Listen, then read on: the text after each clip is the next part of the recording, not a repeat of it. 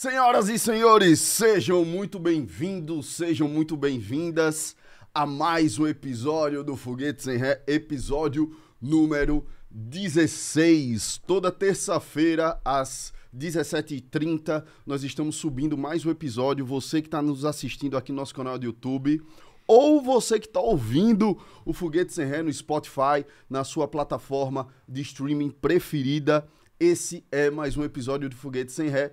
E o Foguete Sem Ré nada mais é do que um podcast, um conteúdo super bacana, feito com muito carinho para você que está aí do outro lado, que fala basicamente de empreendedorismo da vida real, sem muito blá blá blá, sem muito nhenhenhê.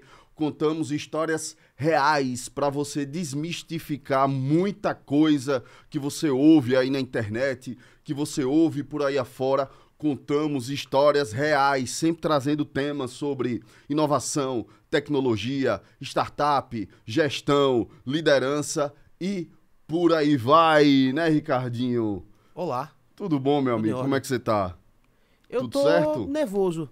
Tá nervoso? Ah, fica não, meu Leve. amigo. Você falou que tá nervoso, eu tô nervoso junto com você pra gente ter uma interação É sentimental. bom ter uma sintonia, uma sinergia, Isso, né? isso. E você que está nos assistindo no nosso canal do YouTube, não esquece de curtir, compartilhar, se inscrever no canal, ativar a notificação, porque você ajuda o seu amigo aqui, Bruno e Ricardinho, a melhorar e a crescer e a expandir a produção desse conteúdo que a gente tá levando para você. E eu aprendi uma outra coisa também, Ricardinho, no episódio passado, com Galileu, que a gente também deve pedir para você que está ouvindo o Foguete Sem Ré através do Spotify, dá 5 estrelinhas ali pra gente, não custa nada. Ou seja, você tá motivando, né? Você tá incentivando a produção de conteúdo do Foguete Sem Ré. Mas sem muitas delongas, vamos iniciar o episódio de hoje.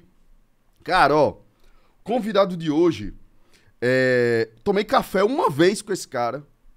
E aí, quando eu tomei o café com ele, quando eu tive o prazer de conhecer esse cara, minha cabeça fez... Meu Deus, eu preciso bater um papo, eu preciso levar esse cara pro Foguete Sem Ré, né?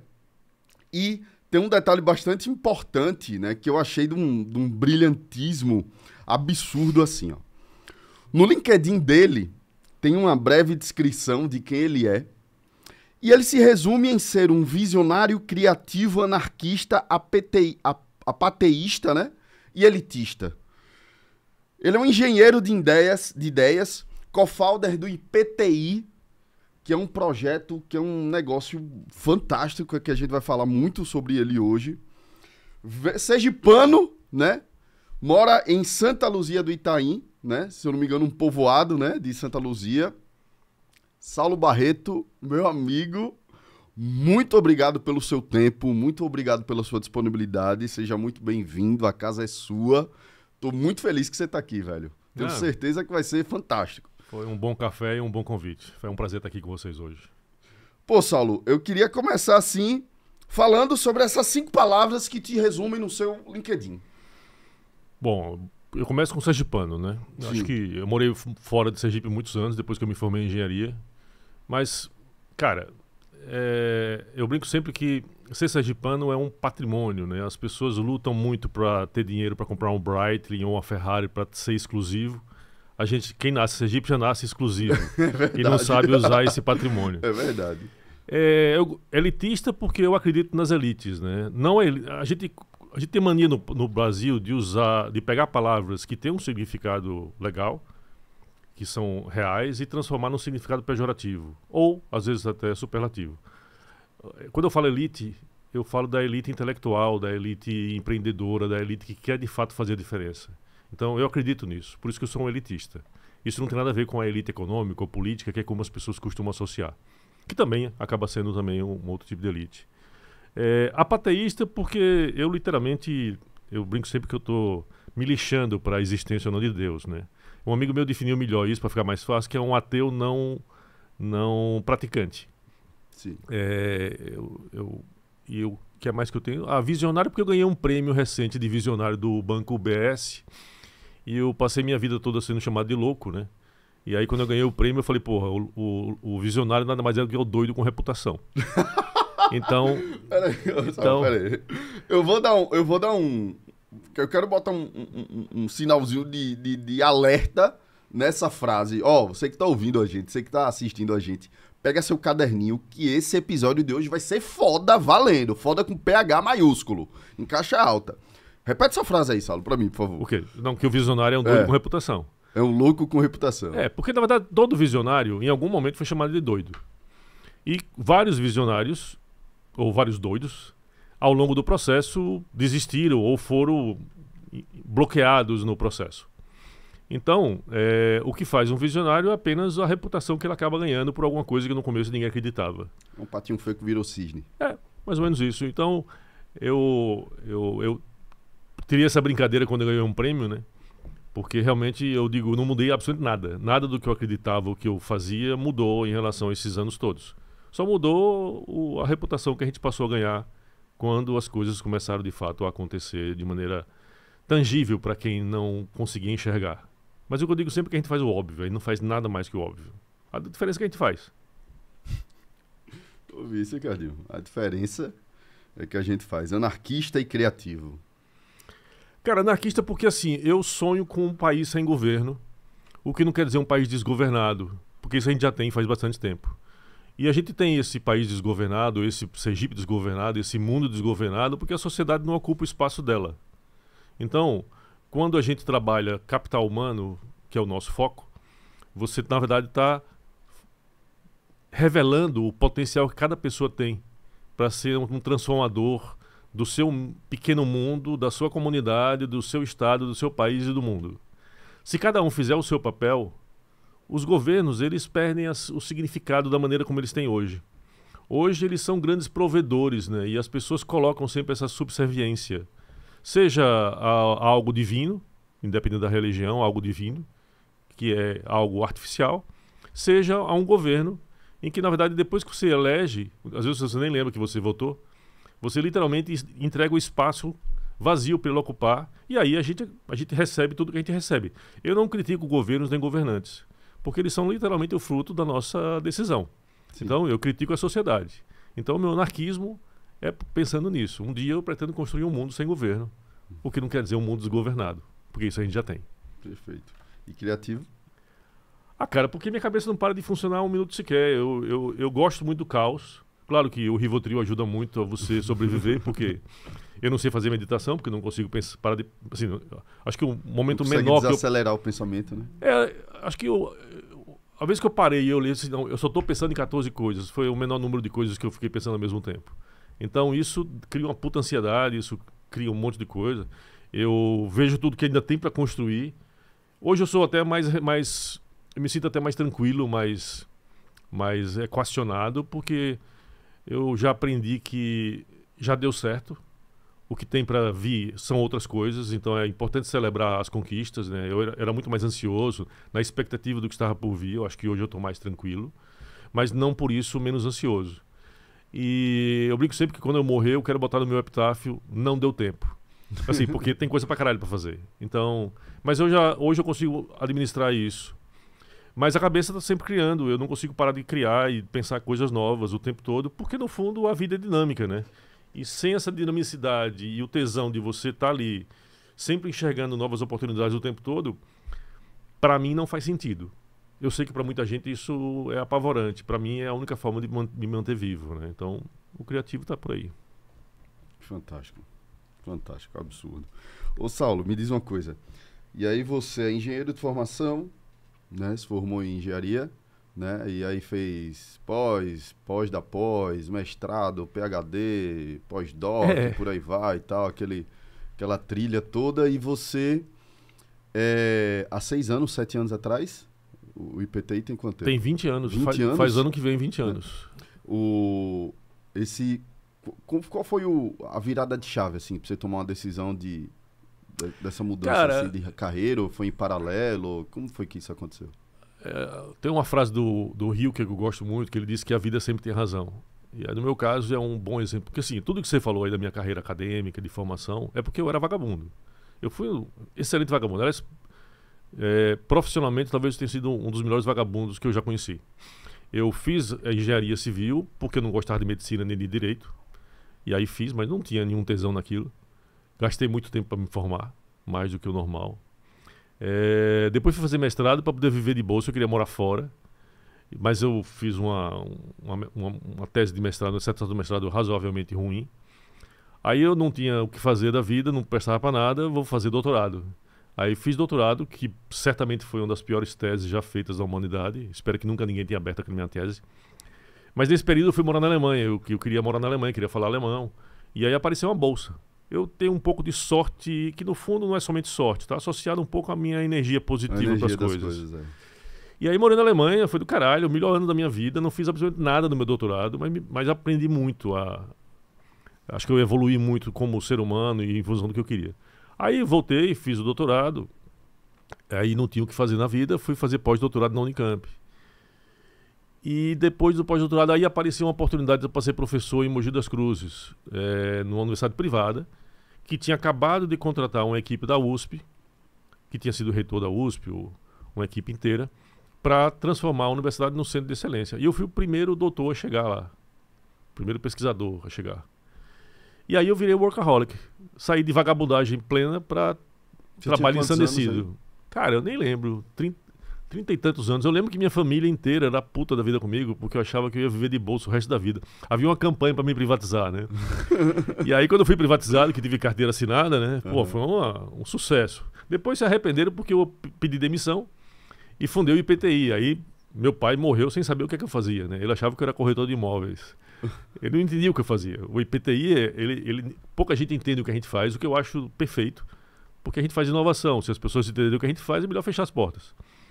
E aí tem essa coisa eu fui trabalhar na universidade privada, muito ruim do ponto de vista do que ela ofertava. Porque o aluno que passava em Mogi das Cruzes, à exceção dos que eram da região, eles não passaram em quase todas as universidades no caminho entre São Paulo e Mogi das Cruzes. Então você pegava um aluno, especialmente em engenharia, e eu dava aula de resistência a materiais, que é uma disciplina que reprova muito.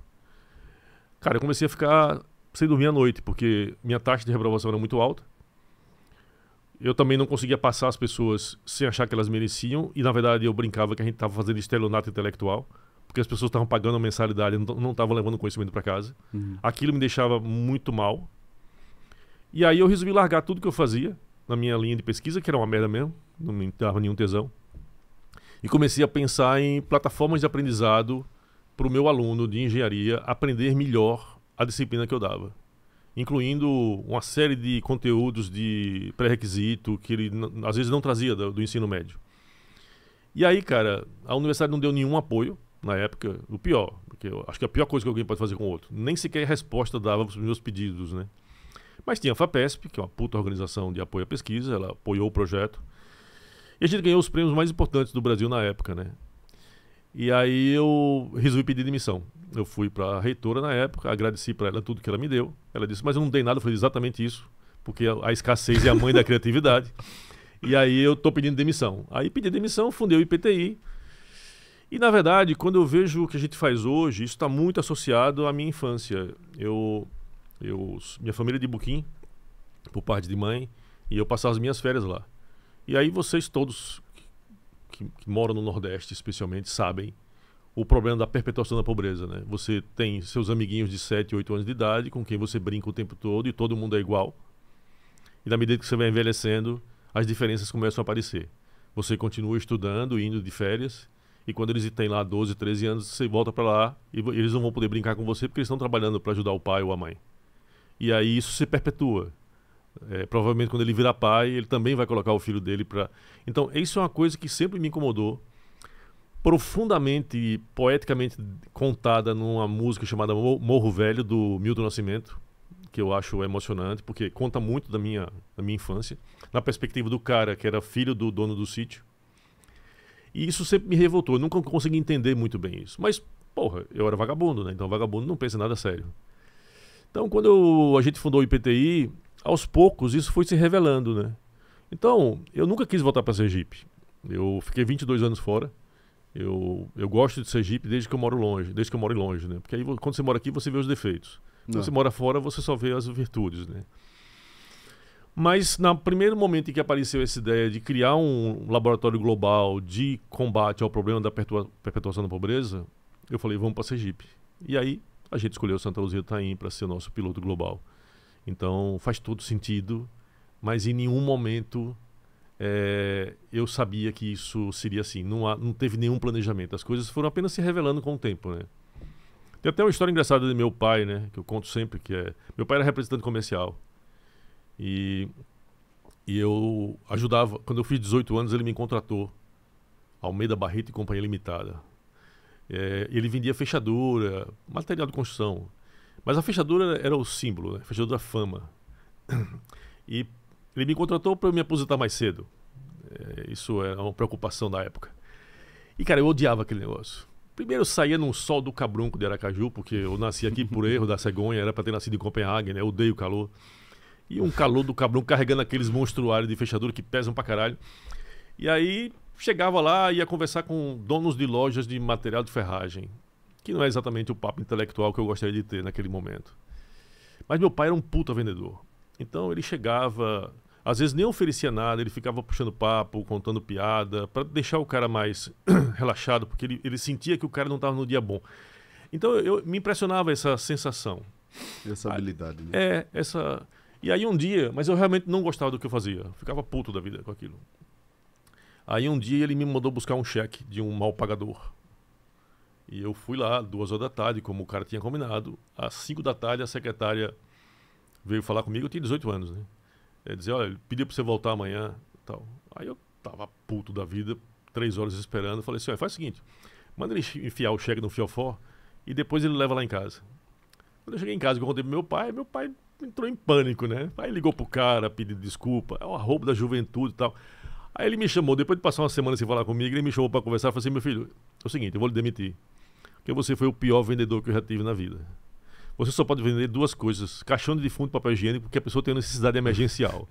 Mas qualquer outra coisa você não presta pra vender. Aí eu passei a minha vida inteira achando que eu poderia ser qualquer coisa, menos vendedor. E o que eu faço hoje é exatamente vender. Só que eu vendo sonho, né? Então acho que o problema é o produto. Transformação você vende, né? Mas no fundo, quando eu vou vender os projetos do IPTI para a gente captar recursos, que todos são de fora, né? São externos, especialmente do setor privado, eu vou chegar para as pessoas e vou vender algo que não existe material. Não está materializado ainda. São projetos transformadores e que, regra geral, eles fogem ao padrão do que as pessoas querem comprar. Porque a gente vende inovação. Então, hoje, quando eu me vejo vendendo os sonhos do IPTI, eu vejo muita coisa do que meu pai fazia, na prática de venda dele. E, porra, é impressionante como tudo isso se revela de uma maneira não planejada, né? Então, não dá para você negar nada. Suas raízes são suas raízes e elas é que fazem você sem quem você realmente é, caso você queira ser uma pessoa com identidade, uma pessoa reconhecida globalmente. Se você quer ser isso, finque bem as suas raízes, respeite elas, ame as suas raízes, que elas são a sua parte mais essencial. Eu tenho muita pena de quem vai morar em Miami, né? Eu acho Miami um dos piores não lugares do mundo, né? Então, porque lá você acaba, na verdade, querendo ser uma caricatura de algo mal feito, que é a pessoa que mora em Miami. Eu sempre acho um pouco isso. Fantástico. Meu amigo, tá vendo aí, Cadinho? Eu sabia! Saulo, vamos lá. Só para colocar todo mundo que está nos acompanhando, nos assistindo ou nos ouvindo na mesma página. O que é o IPTI? Cara, o IPTI, a sigla significa Instituto de Pesquisa em Tecnologia e Inovação. A gente tem trabalhado aí para mudar o nome, porque muita gente chama IPTU e eu não consigo cobrar uma taxa, né? Então isso já estamos de saco cheio. Mas o IPTI ele foi uma instituição criada em São Paulo, na incubadora da USP, em 2003, por mim e mais 2 pessoas. E o objetivo era usar a inovação tecnológica para projetos de interesse social. Hoje tem mudado, mas na época a filantropia estava muito associada ao assistencialismo. Você, sabe, as ONGs estavam muito voltadas a resolver os problemas imediatos das pessoas. E poucas ONGs, poucas organizações sociais trabalhavam com inovação. Aí a gente falou, pô, é o que eu gosto de fazer, inovação, então vamos criar uma instituição que faça isso. A gente escolheu a incubadora da USP, achando que o incubador ia nos dar um apoio profundo de gestão, administração, e foi uma merda. A vantagem da incubadora foi a network. Ali tinham 120 empresas, pelo menos uns 10 eram uns puto empreendedores. E essa troca de experiências foi que fez com que a gente crescesse. Mas a incubadora assim, em si era muito ruim. A gestão era uma merda. E aí, tanto era uma merda que eles passaram um questionário pra gente avaliar a incubadora, a gente falou a verdade e foi expulso da incubadora. Eu brinco. E aí, nesse momento de ódio criativo, a gente bolou o que seria o espaço ideal de transformação social. Isso pensando na Cracolândia, que a gente estava lá. Nessa época, eu trabalhava para o Ministério da Cultura, que o Gilberto Gil era o ministro, e foi a melhor coisa que eu tive na minha vida, em termos profissionais. Eu trabalhei com uma equipe totalmente insana, altamente criativa, disruptiva. O Gil era uma inspiração. Eu tive a oportunidade de diversas vezes estar com ele, viajar com ele. Então, cara, assim, se eu já não era um cara muito normal para os padrões sergipanos, eu piorei bastante. E nesse processo do trabalho com o Ministério da Cultura, no Cultura Digital, ligado aos pontos de cultura, eu fui tomar um café em Londres. A gente ia selecionar 2 artistas britânicos para fazerem residência nos pontos de cultura. E aí sentei com uma amiga do Arts Council, a Bronack, e comecei a contar para ela sobre o ódio criativo, a ideia da Cracolândia, o que eu sonhava fazer, a ideia do IPTI. E aí ela falou assim, cara, por que vocês não saem de São Paulo e vão para uma região que represente um pouco mais o padrão disso que você está querendo lutar globalmente? Isso não está em São Paulo. São Paulo é uma grande cidade, tem diversas complexidades. Aí eu falei, vamos para Sergipe. Aí ela veio, em 2006, e nasce o The Human Project. E a gente sentou em Mangue Seco, em 2007. Ela trouxe 6 pessoas de vários lugares do mundo, cada um de uma maneira complementar. E a gente trouxe uma equipe, uns amigos nossos. A gente passamos uma semana em Mangue Seco, tomando caipirinha. E aí nasce esse documento, The Human Project, que é o nosso modelo em que a gente, de fato, realiza como que uma comunidade pode superar o problema da perpetuação da pobreza a partir das suas próprias energias, né, dos seus próprios ativos. Então, o IPTI, ele é a organização que começou fazendo uma coisa. A gente trabalhava, inclusive, inicialmente com educação à distância, com plataformas de aprendizado. Depois veio Cultura Digital, que aí foi uma paulada, assim, de choque surreal. Imagina, eu tava lá com aquela cabeça de engenheiro ainda. E todo no meio de uma tribo de índio na Amazônia, gravando com bateria de caminhão a música modal deles, depois indo para a favela de Heliópolis, para a galera do hip hop pegar a música da tribo indígena, licenciada em Creative Commons, samplear e criar um hip hop inspirado. Porra, cara, isso é de uma riqueza surreal. Aí eu comecei realmente a ver tudo que era possível fazer e como que devia ser feita a inovação junto a comunidades. Porque antes eu estava em São Paulo, né? Eu lidava com clientes em Brasília, ou seja, naquela pequena bolha, né? Que não tem nada a ver com o Brasil real. Nesse projeto eu fui para o Brasil real, fui para tudo quanto é lugar nesse país. E... Que é um projeto já do IPTI. Não, o projeto era do Ministério da Cultura. Ah, ok, certo. Tem a ver com aquele discurso Entendi. do Gil, do doim antropológico. Certo. Que era aquela ideia dos... Aí nasceu os pontos de cultura, ou seja, para o Gil, que é um cara sublime, né? Eu tive a oportunidade de encontrar com ele depois e falei, cara, você mudou minha vida, porque realmente mudou minha vida. Ele quando tomou posse, ele falou que o Brasil precisava fazer um doim antropológico. Isso significava o quê? Você massagear os pontos vitais do país para que a energia desse país florescesse. E os pontos vitais, para ele, são as pequenas comunidades que têm uma cultura raiz, cultura local. E aí nascem os projetos Pontos de Cultura. Então, esse projeto começou em 2004. A gente ficou trabalhando nele via PNUD até 2007. E aí depois entrou num monte de problema burocrático, Tribunal de Contas. Meu Deus do céu. Porque aí o governo ele tem muita dificuldade de lidar com a sociedade civil. Hoje está menos complexo, já teve pior. Mas ainda dialoga mal, né? Então, muitas organizações que nunca receberam um tostão do governo federal passaram a receber bastante dinheiro para se desenvolver, mas depois entra num problema burocrático que elas nunca fizeram. Então, a culpa, na verdade, foi de ter feito mal feito, né, essa coisa. Mas a essência do projeto, na minha opinião, até hoje, eu viajo muito, estou muito ligado sempre ao governo federal, eu nunca vi nada mais inovador e transformador do que o projeto Pontos de Cultura. Na minha opinião, chamava Cultura Viva, na verdade, do programa, mas o projeto mesmo era os Pontos de Cultura. Foi a maior invenção, maior inovação de política pública que eu já vi nesse país. Pena que foi feito de uma maneira errada. Mas valeu a pena enquanto durou. Tá, mas aí saindo dessa... Porque eu quero criar um racional dessa timeline para a gente conseguir trazer a percepção eu quero que as pessoas tenham a percepção que eu tive né, do que é o IPTI e como e o quanto vocês estão conseguindo transformar aquela região, transformar a vida daquelas pessoas, ajudar no desenvolvimento do futuro daquela sociedade, daquela comunidade, por aí vai. Eu quero que a gente traga exatamente o que é que o IPTI faz, né? O que é que ele entrega para a comunidade de Santa Luzia. Tá, eu vou contar a história de trás para frente. Certo, perfeito. De frente para trás, melhor. O nosso sonho, nosso grande objetivo é que a gente combata o problema da pobreza. Perfeito.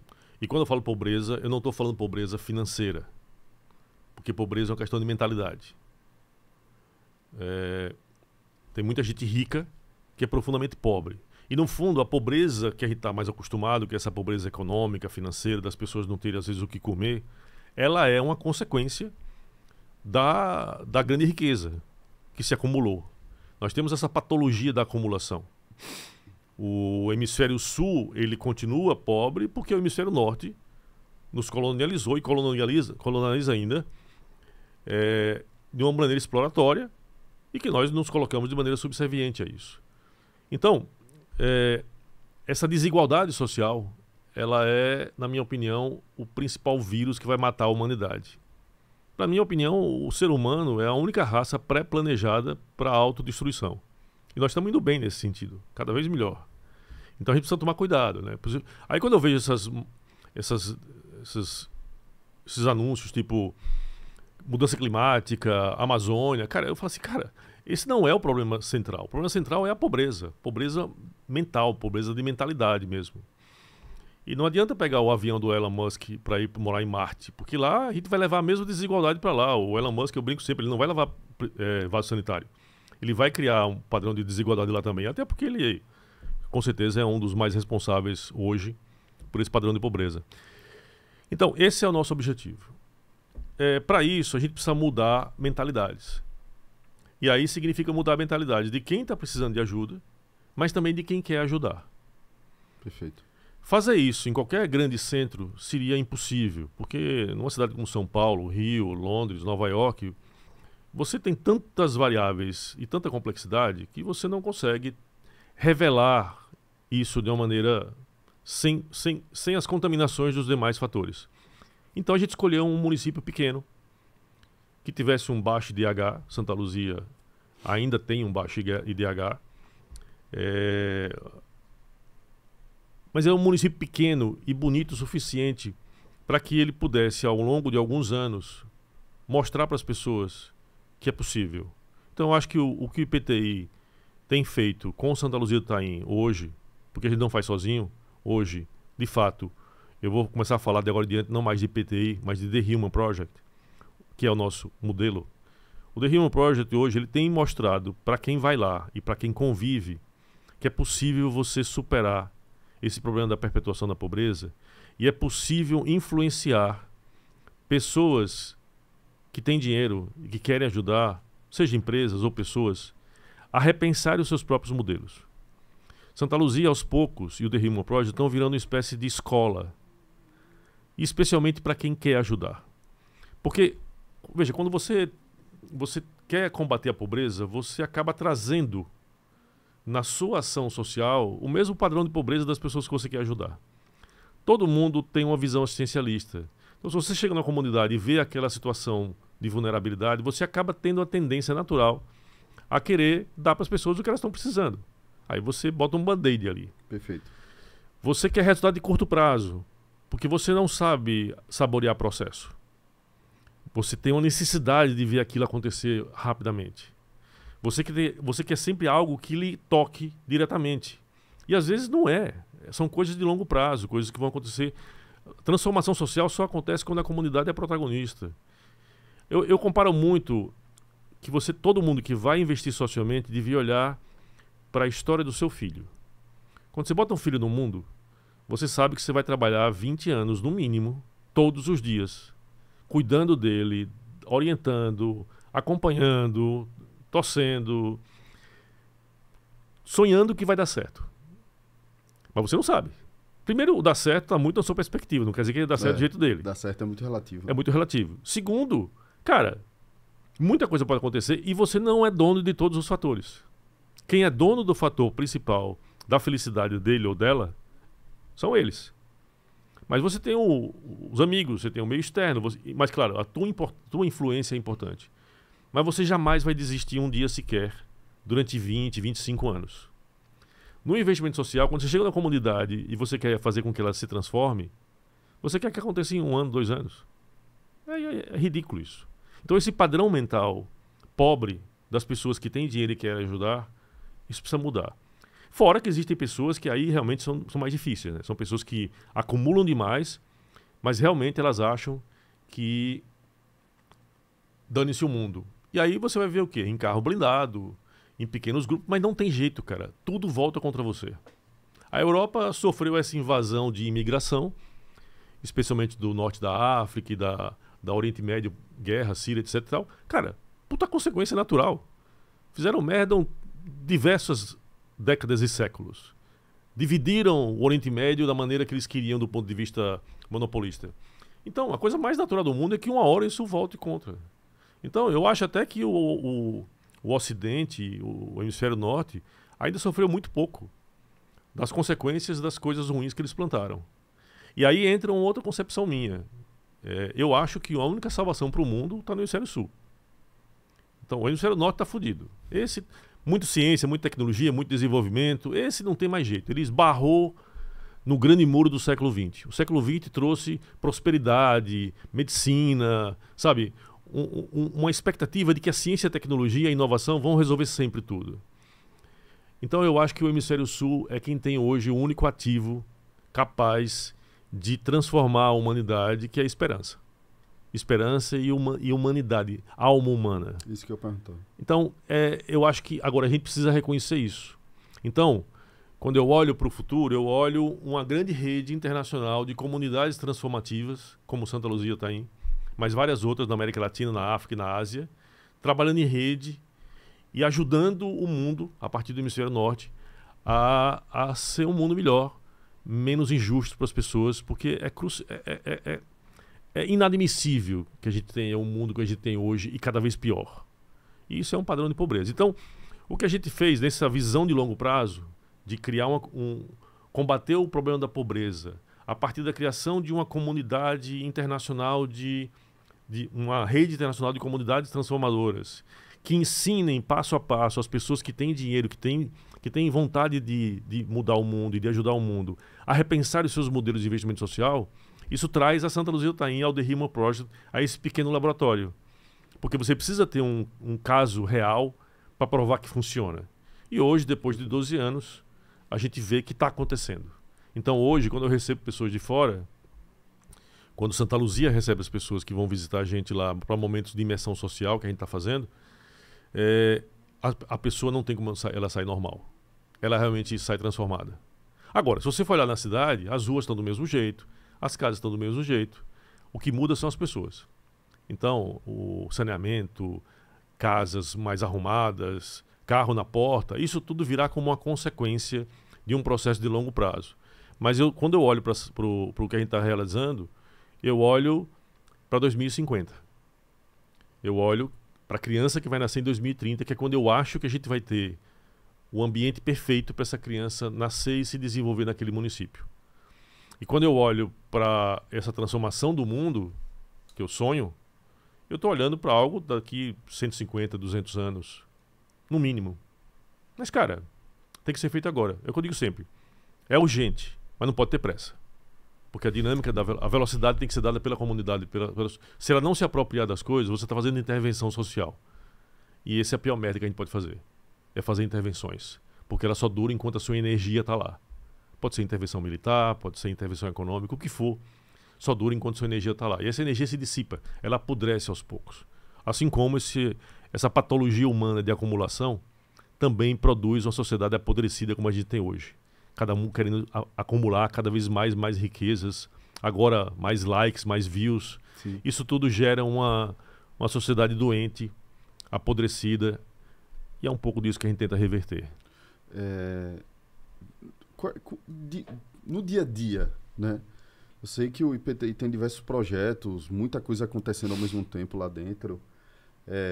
lá em Santa Luzinha, mas quais são os projetos de fato, assim? Veja, Você tem envolvimento de tecnologia, empreendedorismo, educação, né? Os projetos de fato. Eu lembro que quando a gente conversou, né, você deu alguns exemplos de alguns grandes projetos e que já foram reconhecidos lá fora, né? Hoje o IPTI tem escritório em Nova York, São Paulo, Londres, você disse que é uma representação, né? Ou seja, é bacana, é importante também criar um alertazinho, um sininho para isso que a gente está dizendo. Hoje, o IPTI tem escritório em Nova York, São Paulo e uma representação em Londres, né? Sim, eu, pelo menos, conheci o IPTI quando a gente conversou, né? Que a gente teve uma conexão, né? Uma pessoa próxima de Davi fez essa conexão e Davi, velho, a gente tem que conversar com esse cara e foi quando a gente criou essa conexão. Mas eu queria que você me contasse, que você mostrasse assim para quem está acompanhando a gente, para quem está ouvindo a gente, de fato assim, como funciona esse dia a dia, né? O que é que acontece no dia a dia desses jovens, dessa comunidade de Santa Luzia do Itaim? Tá, vamos lá. Vou voltar a falar do The Human Project, que eu acho perfeito. que é o modelo, né? Porque todos os projetos fazem parte desse modelo. Certo. Primeiro, a armadilha da pobreza, ou o problema da perpetuação da pobreza, é um problema multifatorial e retroalimentável. É como se existisse um organismo muito bem organizado, certo, que tudo se retroalimenta, quase que condenando as pessoas que nascem certos CEPs a permanecerem pobres. Então, para você enfrentar um problema como esse, você também precisa vir com uma solução multifatorial e retroalimentável, holística ou sistêmica, como queira. A gente entende que a gente faz o óbvio. O que é que significa o óbvio? É que toda criança, todo ser humano, ele precisa vir ao mundo da maneira mais fraterna e empática possível. E isso passa por um planejamento familiar. Isso passa hoje, especialmente no Brasil, por uma questão gravíssima, que é a violência de gênero. Uma mulher submetida a estresse tóxico, ela vai naturalmente comprometer o desenvolvimento do feto, porque as toxinas estão ali no corpo dela e vão comprometer. A criança, quando nasce, ela precisa encontrar um ambiente positivo de parentalidade e paternidade. Isso não se aplica a pessoas de baixa renda. Só que a diferença é que quem tem alta renda paga psicólogo aos 10 anos de idade. Mas assim, criar filhos é um trabalho muito complexo e exige conhecimento. E as pessoas não sabem às vezes. Acho que é só entregar para babá. Depois ela passa por educação infantil de qualidade, onde ela desenvolve as habilidades não cognitivas e tudo mais. Depois ela passa por uma alfabetização exemplar. A gente entende que se você entregar até os 8 anos de idade, 9 anos, uma criança plena, e aí entra um eixo de saúde fundamental, porque ela não pode ter fome, ela não pode ter problema visual. Então, ou seja, os elementos de saúde básicos têm que estar ali proporcionados. E ela possa depois ter, quando chegar aos 9, 10 anos de idade, ela possa encontrar um ambiente empreendedor. Porque se você não está numa região remota, isolada, e você não tem... Santa Luzia não tem emprego, não tem indústria lá. Então, a renda do município ainda é muito baseada na agricultura familiar e na pesca artesanal. Você precisa empreender naquele lugar, você precisa se conectar com o mundo. E o teu produto, o seu serviço, tem que ter apelo global, porque o teu cliente não está lá. Então, essa é a jornada que a gente sonha para a criança que vai nascer em 2030.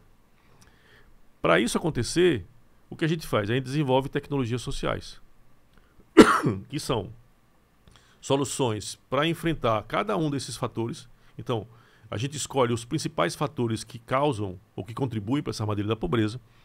E aí, para cada um desses fatores, a gente se junta com a comunidade, com as pessoas que vivem aquele problema, e junto com elas e buscando o conhecimento lá fora, seja lá de onde for, traz o que a gente encontrar de melhor de conhecimento para, junto com essa comunidade, construir a solução. Então, a primeira fase de uma tecnologia social é você chegar numa solução eficaz, que ela resolva de fato o problema, mas quem resolveu foi a pessoa da comunidade. Ela que construiu a solução.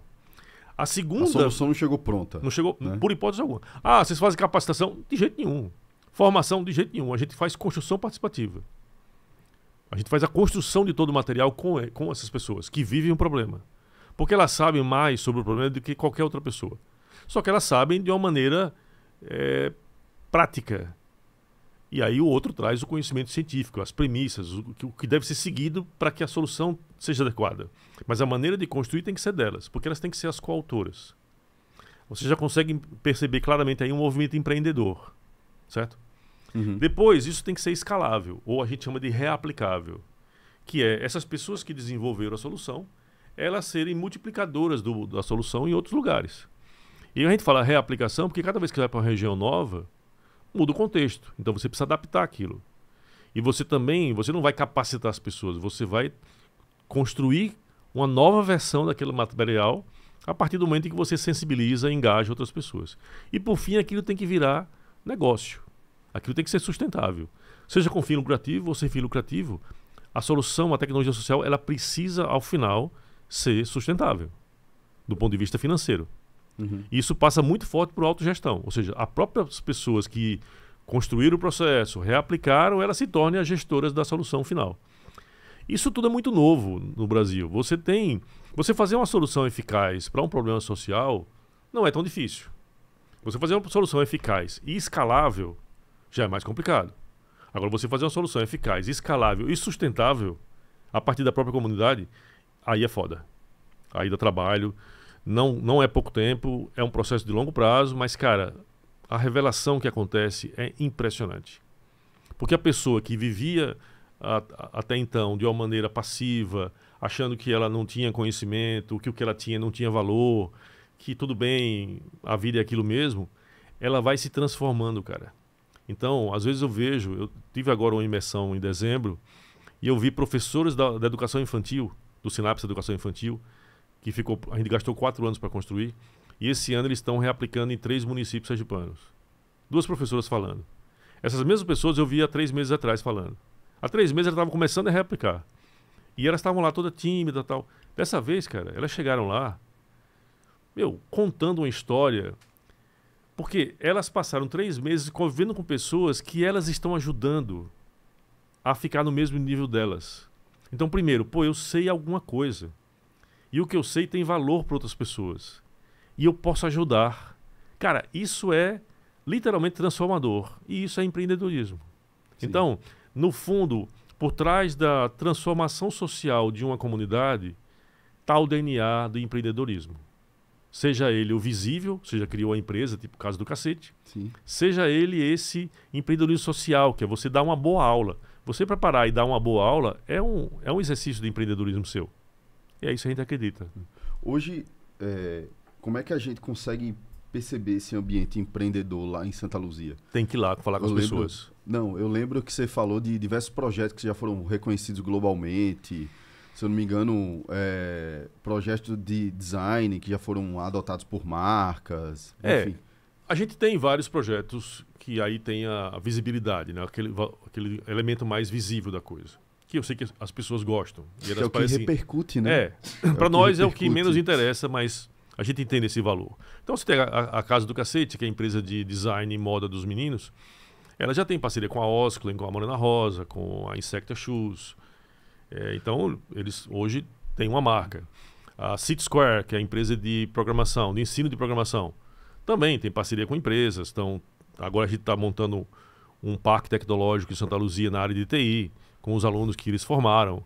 Então, tudo isso tem a ver. O próprio Sinapse, né, que é uma tecnologia social de alfabetização, que eu acho que talvez seja o melhor exemplo nosso, né? A gente passou 6 anos fazendo Sinapse, com apenas 4 professoras. Criando com elas. E com o pessoal da Unicamp de Neurociências. E por que 6 anos? Porque boa parte desse tempo elas mesmas não acreditavam que elas eram capazes de construir um conhecimento. Depois, algumas outras foram se juntando. E hoje, a gente acabou de assinar, mês passado, um match funding com o BNDES e algumas empresas privadas. A gente arrecadou uma grana significativa para levar o Sinapse para 58 municípios de 8 estados brasileiros. Aí o desafio pega, né? A gente já está com 1.000 professoras hoje, 27 municípios e 4 estados. Hoje o Sinapse já está no Maranhão, Ceará e norte de Minas, Vale de Jequitinhonha. E em Sergipe está em 20 e tantos municípios. Sinapse é uma metodologia? É uma metodologia de prática de sala de aula. Como que a professora pode dar uma aula bem dada a partir do que ela já tem? Só que é algo construído por professoras. E quem multiplica são professoras. Então, ela foi construída primeiro seguindo o que a neurociências diz do que é certo. A melhor maneira como uma criança aprende. Mas a maneira de você seguir esse princípio da neurociência foi a professora que trouxe. Então, ela que construiu a solução. E, cara, é impressionante. Quando ela chega nos outros municípios, quando uma professora de um município que é reaplicadora vai para outro município, na medida que as outras professoras começam a entender o que está por trás do Sinapse, é um encantamento imediato. Eu brinco sempre que o principal ingrediente do Sinapse não são os processos metodológicos, é o tesão. Você devolve o tesão da professora de ter prazer de dar aula, de ver o resultado do aluno, entendeu? Agora, a gente criou como uma metodologia de prática pedagógica, porque toda hora muda governo, aí muda o programa estadual, o programa federal, cada hora vem uma nova regra. E o Sinapse, ele não interfere com nada. Ele é uma prática de sala de aula. Ele respeita, inclusive você pode usar o material que você quiser. Então, a gente sempre pensa na questão da sustentabilidade e a gente vai colocando no processo de construção e aperfeiçoamento da tecnologia social, trabalhar mesmo que quase que uma matriz SWOT o tempo todo, avaliando muitos riscos e as ameaças que podem detonar com aquilo em algum momento. E o governo é um risco, porque a tendência natural é que quando trocam os governos, troquem as pessoas e as pessoas tragam ideias novas, né? E o Sinapse vai estar sempre pronto para dialogar com a ideia que vier, porque ele não interfere com os programas existentes, ele simplesmente se ajusta. Isso é a parte mais inovadora do Sinapse. Deixa eu ver se eu entendi, né? Trazer essa reflexão para você. Ou seja, foi criada uma metodologia, né? Que ela é autorreplicadora, digamos assim, pelas próprias pessoas que estão envolvidas. Foi desenvolvido por 4 professores lá atrás, né? Esses 4 professores foram replicando, reaplicando, tá. E esses professores foram, é como se fosse uma construção de comunidade, talvez, não?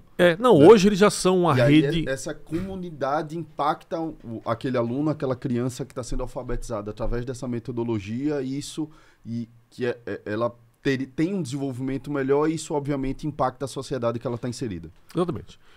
E hoje já existe, desde 2019, a gente criou a rede de professores Sinapse, que é uma rede, onde elas... Porque uma professora de Santa Luzia sozinha é uma coisa. Agora, 1000 professoras de 27 municípios em rede, todas elas alfabetizadoras, primeiro, é uma troca de conhecimento o tempo todo. Elas estão sempre conectadas em grupos do WhatsApp e nas plataformas digitais. Elas se encontram fisicamente nos momentos de formação. Perfeito. Então, hoje existe uma rede de professoras que está mostrando para a sociedade que é possível mudar o quadro da alfabetização no Brasil. Mas não de cima para baixo, mas de baixo para cima, a partir delas. E essa rede, com esse projeto do BNDES, no ano que vem, ela vira uma organização autônoma. Então, vai virar um negócio. Claro que é uma organização sem fim lucrativo. O objetivo é o bem público. Mas ela precisa encontrar uma representatividade, uma legitimidade dada pela sociedade e, ao mesmo tempo, elas ganharem autonomia, sair do IPTI, porque virou grande demais. O foco do IPTI e do The Human Project é Santa Luzia do Itaim. A rede Sinapse hoje está indo para 58 municípios, 2.500 professores. É muita coisa para a gente administrar, não tem mais como ficar debaixo da nossa saia, eu quero dizer isso. E, cara, as professoras que administram a rede hoje são incríveis. Elas dão um baile em mim e você juntos. Elas são muito foda. Então, esse é um processo natural. E aí, quando você vê professoras de municípios do Brasil real, que vivem as condições mais adversas possíveis, fazendo um movimento empreendedor, você chama a sociedade. E a gente lançou uma campanha chamada Abaixo Não Assinado, que é uma campanha para que um dia toda criança possa assinar um abaixo assinado. Ou seja, que não exista mais analfabetismo no Brasil. Daqui a 20, 30, 40 anos, não importa. Basta fazer bem feito e não ter pressa. Apenas entender que o problema é urgente. Um professor que quer fazer parte, né? Quer desenvolver a metodologia Sinapse para ele. Ele necessariamente tem que ser um professor de escola pública ou pode ser um professor de escola particular. Tem alguma limitação nesse sentido, não? Não. Primeiro, tudo que a gente faz é gratuito, está no nosso site, disponível, material. Agora, o processo de formação na metodologia Sinapse é feita pelos professores. Ele hoje é feito com municípios e escolas públicas, mas ele não é restrito. É uma questão de ser os lugares mais necessários, né?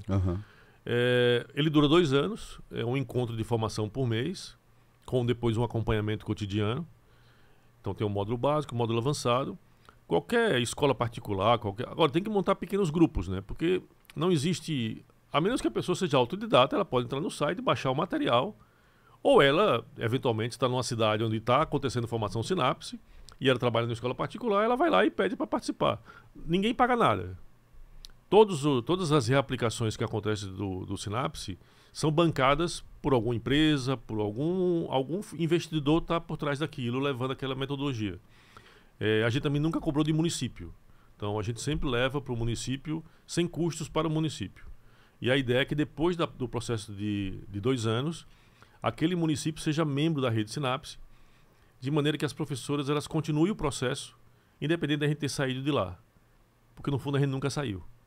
E quando a rede Synapse estiver como ONG, organização social independente, aí a gente quer que isso se torne perene. Agora, não é restrito para nenhum tipo de público, né? Inclusive tem municípios que...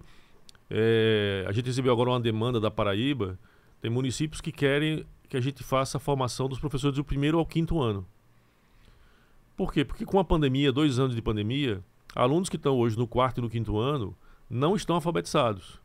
Então, qualquer ano hoje é multisseriado. Então, Bruno, a gente vai se adaptando na medida que as pessoas pedem, entendeu? Uhum. A rede ela é muito flexível, ela busca ajudar. E aí ajudar não pode ser uma coisa travada, você vai ajudar em função do que as pessoas precisam de fato. Eu acho que essa é a beleza, né? Como eu falei, tem muito tesão nessa rede. São essencialmente mulheres, são 5% de homens, mas eu brinco para você ser um bom professor, você tem que ter uma alma feminina, senão você não consegue fazer bem feito. E cara, elas são incríveis. Assim, eu aprendi demais lidando com professoras da escola pública desse país. Elas são um patrimônio desse país menosprezado. As pessoas deviam dar mais respeito e ajudar, em vez de ficar criticando como muita gente faz. Vamos lá. Então, vou tentar criar um racional para todo mundo que está nos acompanhando. Nós temos o IPTI, né, que criou um documento, né, chamado Human Project, não é isso? O modelo. Um modelo, tá. Um modelo, e esse modelo influenciou para que diversos projetos fossem desenvolvidos, né? Como a Casa do Cacete, como metodologia Synapse, o que mais? Veja, isso, tá certo?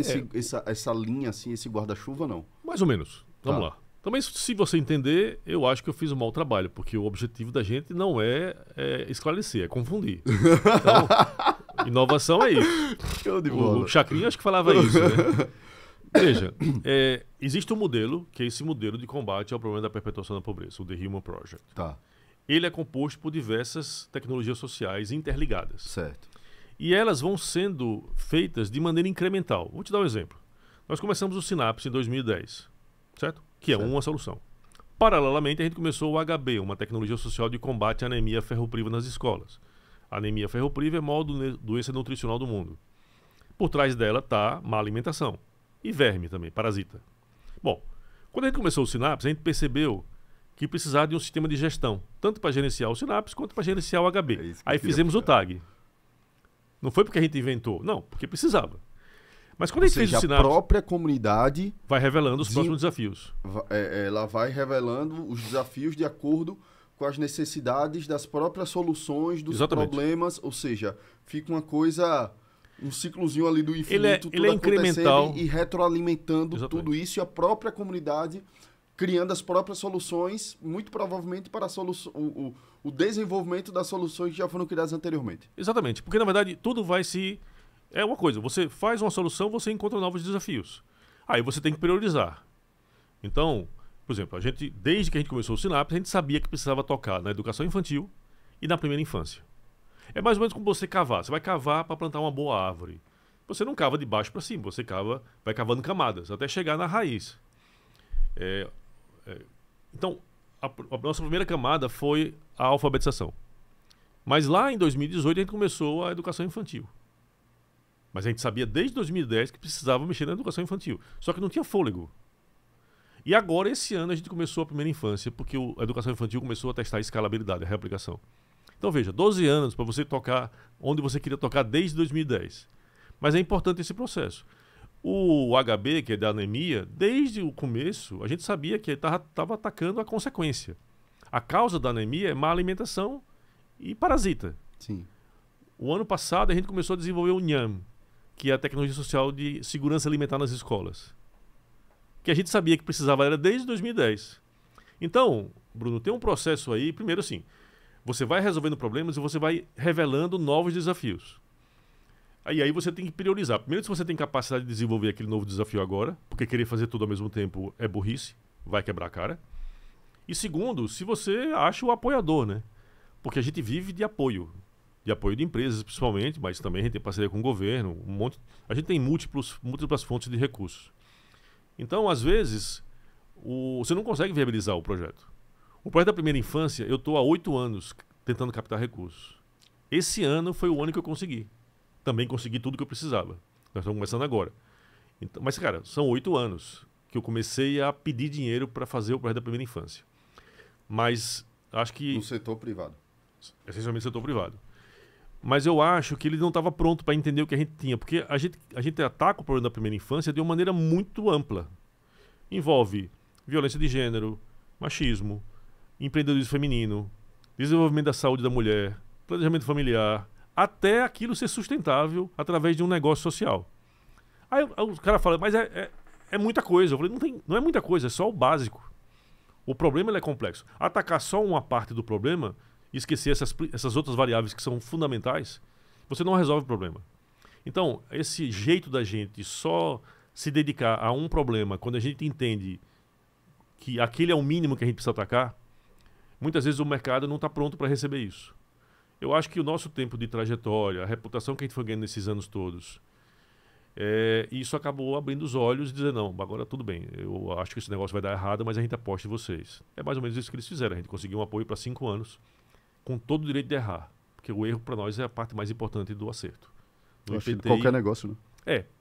Eu digo sempre que no IPTI, se você não errar, você está demitido. Você tem que errar. Desde que você aprenda com o erro, né? E esse é um problema mental. A gente, quando vai para o lado social, você não quer errar. Eu acho que é um problema social, né?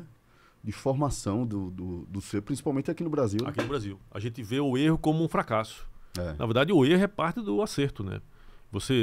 Sua empresa faliu, parece que você é um incompetente. Não, cara, você arriscou, você tentou. São diversas variáveis, né? Essa é uma diferença muito grande entre o Brasil e os Estados Unidos, por exemplo, ou países saxônicos, onde o erro é valorizado, né? É parte do processo. Aqui não, a gente é visto e a gente admite publicamente o tempo todo, e inclusive diz que se não errar, está demitido. A gente tem que errar. E eu acho que é uma coisa que eu me preocupo muito na formação dos meus filhos em relação a isso. Muito. Saulo, queria fazer... A gente está chegando aí no nosso tempo. Queria fazer 2 últimas perguntas. Como é que esse organismo vivo, que é o IPTI, como é que dá escala para ele? Para que ele impacte outras regiões, outras cidades, outros países, etc. Não dá. A gente tem eu falei para você que a gente quer montar uma comunidade internacional, uma network internacional. Significa a gente inspirar e ajudar a que novas organizações cresçam, surjam nos moldes do que a gente faz, mas que sejam independentes. Então, a reaplicação do The Human Project, que a gente agora está empenhado nisso, a gente está tentando captar apoiadores para começar 2 The Human Projects no mundo, especialmente um fora do Brasil, passa pela constituição de uma organização social local, provavelmente com pessoas de fora, mas que ela tem que morar lá, que nem eu moro em Santa Luzia. Passa por uma mentoria do IPTI durante um período, para que ela ganhe a competência e a capacidade que a gente tem de reaplicar e desenvolver novas tecnologias sociais e que a gente possa trocar o tempo todo. Dentro das suas próprias estruturas. Então, assim, o IPTI hoje tem capacidade de ajudar talvez 2 novos The Human Projects. Daqui a 5 anos, nós 3, né, o IPTI mais 2, podemos, de repente, ajudar 9. Então é isso. Por isso que eu coloco 150 a 200 anos para a gente criar essa rede internacional. Não dá para fazer antes. Mas é isso. Ou a gente faz agora bem feito, olhando para 200 anos, ou a gente vai estar sempre colocando band-aid e preservando esse padrão de pobreza mental e de desigualdade. E certamente, num processo muito rápido, a gente vai à autoextinção. Para a sorte do planeta, né? Porque a gente certamente é o pior ser que mora nesse planeta. Você fala aí de 150 a 200 anos. Quando vocês, fundadores, não estiverem mais aqui, né, o que é que vocês fazem hoje para que isso se perpetue? A gente tem Primeiro, a nossa equipe é muito jovem. Eu sou muito jovem, mas eu estou falando de idade também. Então, cada área tem as suas pessoas que estão ali o tempo todo se reciclando. Então, a minha equipe de captação hoje, ela varia entre 19 e 22 anos de idade. A equipe de captação de recursos financeiros. É. Hoje é seu principal... Minha função sua principal função. é captação e articulação, né? Porque tem uma coisa que é captar recursos, vender sonhos, né, e projetos. Outra coisa é fazer esse relacionamento institucional. Manter essa imagem e essa energia positiva em torno do modelo. Então, a gente tem gente muito jovem e a gente está sempre buscando pessoas que possam pegar o DNA. Não é fácil no IPTI essa coisa de você errar o tempo todo com uma obrigação, aprendendo. No IPTI você entra para trabalhar, você não sabe o que você vai fazer direito. Você sabe, eu digo sempre, você sabe o título do que você vai fazer e o resultado que a gente espera. O caminho é você que constrói. Não vai ter ninguém dizer, faça isso, faça aquilo. A gente se encontra. Então é meio que você construir o seu caminho. Você tem que ser um empreendedor. E nem todo mundo se adapta a isso, né? Todo mundo, as pessoas sonham em trabalhar num lugar que não tem chefe e tal, mas quando você vai lá, você às vezes não consegue fazer, porque isso exige um protagonismo, uma responsabilidade e uma autonomia que nem todo mundo tem. Mas a gente tem feito um trabalho já há algum tempo de preparação de novas gerações o tempo todo. Isso tem que ser fundamental, né? Eu não pretendo morrer antes de 150 anos, me desculpa se eu estou lhe contradizendo, né? Mas caso isso aconteça, esse desastre aconteça, a gente tem trabalhado muito para que a longevidade ela exista. Porque, veja, outro dia eu estava em Fortaleza num projeto nosso, lançando, e o vice-prefeito de Fortaleza fez um discurso muito bom no projeto. Eu gostei muito dele, achei um cara... Mas ele cometeu uma gafe, na minha opinião. Um hora ele falou assim, não, porque eu quero ainda em vida ver isso acontecer. Aí eu falei, aí depois eu falei, você está vindo bem, mas essa coisa de você querer em vida é muito egoísmo, cara. Não é para ver em vida. É um processo. Veja em vida o processo, não o resultado. O resultado, na verdade, ele nunca vai acontecer. Poxa, eu ia dizer isso agora. Na verdade, porque não existe. Se aconteceu, é passado já. O tempo todo a gente tem que estar em evolução.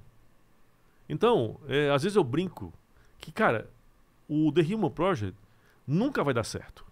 E essa é a beleza dele.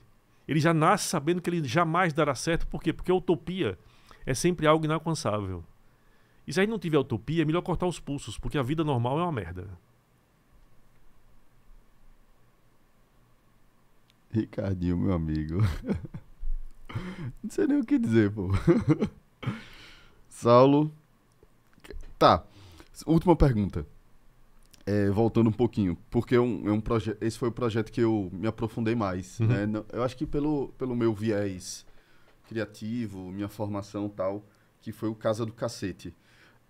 Queria que você falasse um pouquinho mais dele, só pra gente fechar. Tá, né? não. Primeira Casa do Cacete... Como foi que ele aconteceu e tal? Tá, a Casa do Cacete... E o que é, né? Tá, a Casa do Cacete é um startup. Não é um projeto. O projeto chama Arte Naturalista. Certo. A gente selecionou... Aí vem a minha coisa da elite. Uhum. A gente selecionou em 2013, eu acho, 20 meninos e meninas que gostavam de desenhar. Como foi feita essa seleção? A gente contratou uma empresa certo. aqui de Sergipe, a Tecned. Eles ficaram uma semana. Mário, fantástico. Mário, fantástico. Irmão gêmeo de Ser pais humano, diferentes. Fantástico. Eu amo aquele cara. Eu também. Foi o primeiro, Ele sabe disso. Foi o meu primeiro emprego que me contratou foi Mário. Foi nada. E o único cara que me demitiu na vida. Não, Mário... Eu contei isso, não contei? Eu acho que não me lembro. Contei. Mas enfim, o Mário é um cara que transcende. Ele transcende. É uma generosidade fora do normal. E aí, eles passaram uma semana fazendo oficinas de desenhos, perspectiva, coisas bem básicas, né, com 100 candidatos. No final, eles me entregaram um relatório com os 20 que eles consideravam que tinham... Todos eles desenhavam bem em casa, mas desenhavam com lápis de cor, grafite. Estou falando aí de adolescentes de 12, 13, 14 anos de idade. E aí, esses jovens, eles se colocaram para avaliação, né? Eu quero participar. Isso, tá, isso. beleza. A gente foi para as escolas, um carro de som passou pelos povoados anunciando, certo, chamamos isso de chamada pública. É por isso que eu estou entrando no granular, para entender. Então, eles apareceram mais ou menos, na verdade foram 97 candidatos. A gente selecionou os 20 melhores. Para esses 20 melhores, a gente deu literalmente a melhor tecnologia do mundo. O melhor pincel, melhor papel, melhor tinta. Tudo sem pensar que o artista mais importante do mundo usa na sua casa, na França ou na Inglaterra, esses meninos tinham aqui. E a gente trouxe o melhor professor do Brasil que a gente encontrou em Aquarela, o Marco da Moura. Ele vinha de São Paulo todo mês e passava um final de semana dando aula de ilustração Que no foda, processo velho. evolutivo, sempre usando a estética do manguezal. Perfeito. Que a maior parte deles, os pais vivem da pesca do mangue. Então, a nossa identidade é a estética do manguezal. Depois de um ano, pô, os desenhos você chegou a ver, Sim. são literalmente do caralho, assim, uma coisa, parece, não chega a ser ilustração científica, mas é quase isso. E em algum momento, bom, aí no final do segundo ano do projeto, eles começaram a dar aula de arte nas escolas das suas comunidades. Aí vem a reaplicação. A reaplicação, perfeito. E aí eu tenho uma lista de notícias boas, né? Eu só mando notícia boa. Eu tenho uma lista de pessoas. Começou com uns 15, hoje deve ter uns 1.500 pessoas pelo mundo. De vez em quando eu mando, chama Boas Notícias.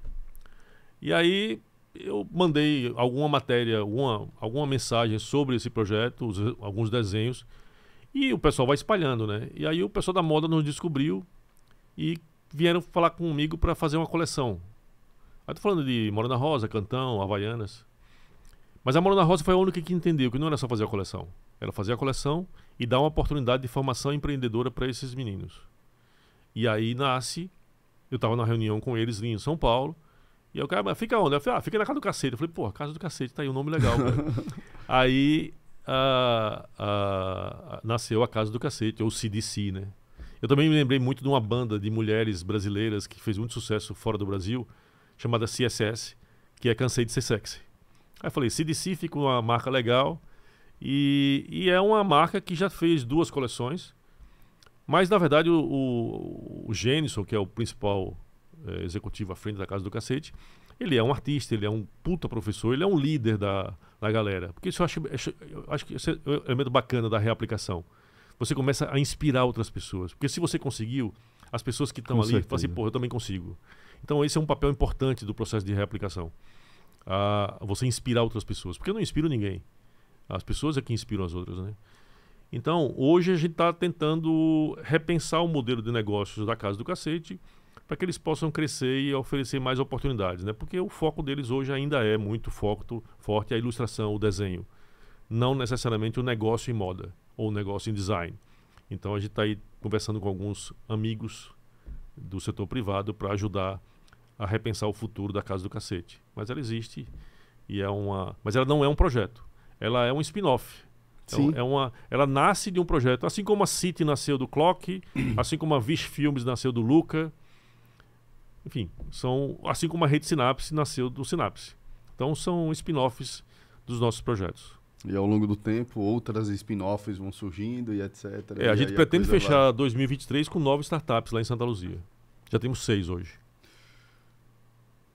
Senhoras e senhores, meus amigos e minhas amigas, você que está nos assistindo, nos acompanhando, nos ouvindo, espero que a gente tenha conseguido deixar claro, primeiramente, a importância do IPTI, né, para o Brasil e para o mundo, né, e o tamanho, né, o quanto é gigante, principalmente o impacto, né, do IPTI. É por isso que, poxa, eu fiquei insistindo, Saulo, para você vir. Saulo, me dê um tempinho, Saulo, me dê um tempinho.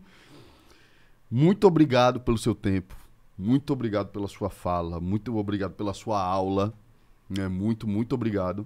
Eu te disse isso também quando a gente se conheceu. Me faz lembrar muito meu pai, né? Tudo que meu pai era envolvido, eu falei um pouquinho sobre isso com você, né? E só pra gente fechar uma mensagem final assim, não uma mensagem final, mas assim, hoje, qual o seu grande desafio, qual o grande desafio do seu time, você junto do time, qual o grande desafio do IPTI hoje? Cara, primeira infância. Disparado é o projeto da minha vida. Eu falo sempre que eu vou ganhar o prêmio Nobel de uma categoria que não foi criada ainda, que é coisas muito foda. Porque, cara, de longe é o maior problema do Brasil, o maior problema da humanidade, é a maneira como a gente traz as crianças ao mundo. A ciência já provou isso, mas realizar é um puta desafio. Então nós estamos construindo agora, a gente deve começar o projeto, quer dizer, o projeto arquitetônico está quase pronto, mas a gente deve começar o primeiro Espaço CRIA, que é um espaço de desenvolvimento infantil e da mulher e da comunidade, num pequeno povoado de Santa Luzia agora, em fevereiro. Então espero que até o meio do ano esteja pronto. Vai ser provavelmente o melhor espaço de desenvolvimento infantil e da mulher de Sergipe, com telemedicina, com a porra toda. Mas esse de longe é o nosso maior desafio. Não é o espaço que vai resolver. da maneira como a gente vai usar o espaço, as metodologias, os processos que a gente vai estar desenvolvendo para enfrentar os principais fatores que contribuem negativamente para uma boa primeira infância. E aí a gente tem 5 anos pela frente para fazer o piloto. Por quê? Porque é muito complexo, todo mundo entendeu. E depois a gente pretende ganhar a escala. Mas de longe, esse é o maior projeto da minha vida. Tudo que a gente fez até hoje se resume, talvez, a esse novo desafio. Se a gente não resolver esse problema, nada do que a gente fez até hoje resolve o problema que a gente sonha resolver. É tudo enxugar gelo. A essência está na maneira como a gente traz as crianças para o mundo. Esse é meu desafio. Bom, e eu também tenho muito para agradecer, porque, você é um puta empreendedor, foi muito interessante ter se conhecido. Parabenizar pelo programa, acho do caralho qualquer coisa sergipana. A gente tem que entender, eu tenho muita raiva de Sergipe, falo muito mal de sergipano, eu posso falar porque eu sou daqui, porque a gente tem essa mania de achar que a gente não tem, que a gente é secundário. O brasileiro já se acha secundário perante o mundo, tanto que você tem que botar, cara, eu não entro em loja que está escrito off, porque não importa a porra da desconto ou liquidação. Essa coisa pobre, medíocre de ficar usando termos em inglês e achar que... Síndrome de cachorro de vira-lata. Essa coisa parece que você botar um nome em inglês é mais sofisticado, é mais elegante. Cara, eu não tenho nada contra o nome em inglês. The Human Project é um nome em inglês. Mas eles têm um significado global. Tudo bem. Agora, a gente precisa entender como sergipano que nós somos um estado extremamente rico. Mas nós não somos pequenos apenas geograficamente, nós somos pequenos na mentalidade. Então a gente precisa mudar isso. Isso é fundamental. Nós dois estamos tentando fazer um pouco essa diferença, mas tem outras pessoas legais também, como o Mário. Com certeza. Bom, senhoras e senhores, episódio número 16, né, Ricardinho, do Foguete Sem Ré. Bati um papo muito bacana, muito inspirador com Saulo Barreto com 2 T's. Isso mesmo. Saulo Barreto com 2 T's. Um visionário criativo, anarquista, apateísta e elitista. Fantástico, Saulo. Muito, muito obrigado de coração, velho. Você não sabe como eu tô feliz assim. Tô todo arrepiado aqui, velho. Não fala isso não, senão as moças vão ficar preocupadas comigo. Não, mas minha mãe também. Mas tô. Porque, como você, eu sou um cara 100% feito de energia, velho. E que episódio. Pô, tem uma frase boa da época do Gil, que é: sem tesão não há inclusão. Sem tesão não há inclusão. Então, é isso aí. Serve pra muitas coisas. Senhoras e senhores, Foguete Sem Ré, episódio número 16. Não esquece, compartilha esse episódio com seus amigos, com a sua família, com a galera que você trabalha junto. Compartilha com quem você puder. Não esquece de dar 5 estrelinhas aqui no Spotify. Não esquece de curtir, né? Dá o like aqui no nosso canal do YouTube, nesse episódio. O melhor de tudo. O melhor de tudo é que é gratuito. O melhor de tudo é que é gratuito e ajuda seus amigos, ajuda seu amigo Bruno aqui, ajuda seu amigo Ricardinho que tá ali. Esse é o Foguete Sem Ré. Muito obrigado, Saulo. Muito obrigado para você que tá nos acompanhando, que tá compartilhando. Tô muito feliz desse crescimento acelerado da nossa comunidade, né, Ricardinho? Tô ficando até, confesso que meio espantado, assim, né? Sei que o conteúdo que a gente tá compartilhando é um conteúdo muito rico, muito bacana. Mas, poxa, toda hora que a gente dá uma atualizada ali no Instagram, né, Ricardinho? Dá 100 pessoas seguindo mais, tal. Muito bacana isso. Obrigado, gente. Muito obrigado. Esse é o Foguete Sem Ré, feito com muito tesão, com muito paixão, com muito carinho, por 2 jovens empreendedores, eu, Bruno Oliveira e Ricardinho Sá, meu amigo, meu irmão. Valeu, muito obrigado. Até a próxima. Valeu, beijo, fui!